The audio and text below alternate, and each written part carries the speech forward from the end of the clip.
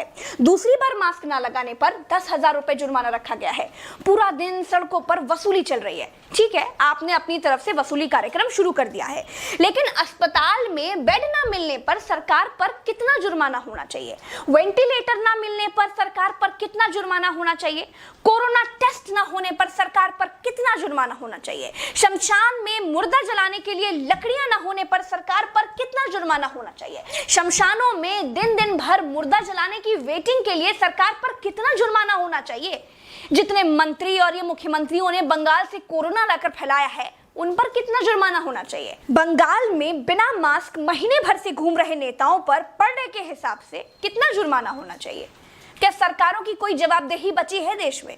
क्या सरकारों से सवाल पूछने वाला बचा है कोई देश में? क्या कोई पूछ सकता है कि 1 साल से देश कोरोना महामारी झेल रहा है, आपने पूरे देश में कितने नए हॉस्पिटल बनाए हैं?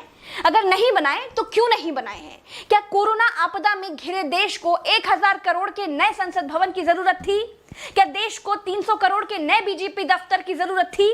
क्या देश को तत्काल 1100 करोड़ के राम मंदिर की आवश्यकता थी? मंदिर के लिए चंदा मांगा जा सकता है तो हॉस्पिटल बनाने के लिए भी सरकार चंदा मांग सकती थी, लेकिन अस्पताल बनाने की नियत नहीं थी। मूर्ति बनाने की नियत थी तो बना दी। सरकारों ने अस्पताल नहीं बनवाए। क्या इस देश की पब्लिक सरकारों पर कोई जुर्माना लगाएगी? क्या कोरोना आपदा में देश को कुंभ सजाने की आवश्यकता थी? क्या देश को कोरोना महामारी के बीच बंगाल चुनाव में रैलियों की आवश्यकता थी? नहीं थी। देश को अस्पतालों की, डॉक्टरों की, कोरोना की दवाइयों की जरूरत थी। कुछ दवाइयां बनाई भी तो वाहवाही के चक्कर में विदेश भेज दी।